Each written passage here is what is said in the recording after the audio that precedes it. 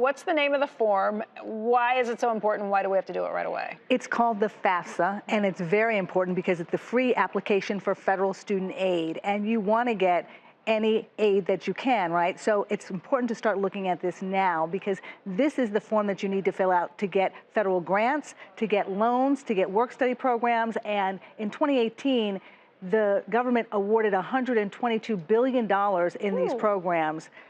Nearly 13 million students took part in it, received the aid, 6,000 schools participated. So really, if you want to get financial aid, the best way to do it is to fill out this form and make sure that it's accurate and that you filled it out properly so that states, colleges, as well as the federal government can use it to give you the aid that you need. Is there anything to be said for first come, first served basis? Does the money run out at some point? Is there a reason that I want to be there that when they open the gates on October 1st? You want to be there when they open the gates on October 1st, and it seems counterintuitive to fill out this form before your child may even know exactly where they want to apply, but that is common practice because you want to make sure that if that money is first come, first serve, you're the one who gets it, and if states or schools run out of money early, you want to be first in line to get that money. Right. Okay. That's some good reasons.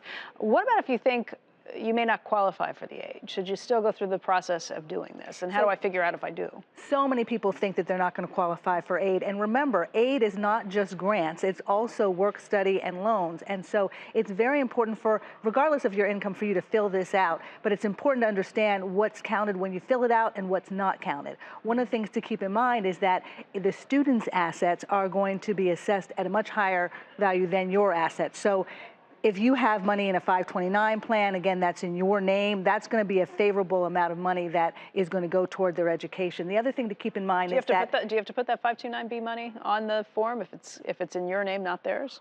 You have to have your assets. Your retirement income is not counted, your house is not counted, but your assets in banks and brokerage accounts, that is going to be counted. They're going to look at that money. Your contribution is based on, the other key thing you need is your 2018 tax return, because for the 2020-2021 school year, that is the tax return that they're going to be looking at. They changed the rules a few years ago, and so that's the one they're going to look at, not last year, but the year before the child goes to school. And again, making sure you understand how the parents' assets are assessed versus the students are going to be key, and making sure that you understand when you fill out this form, they're asking for student information.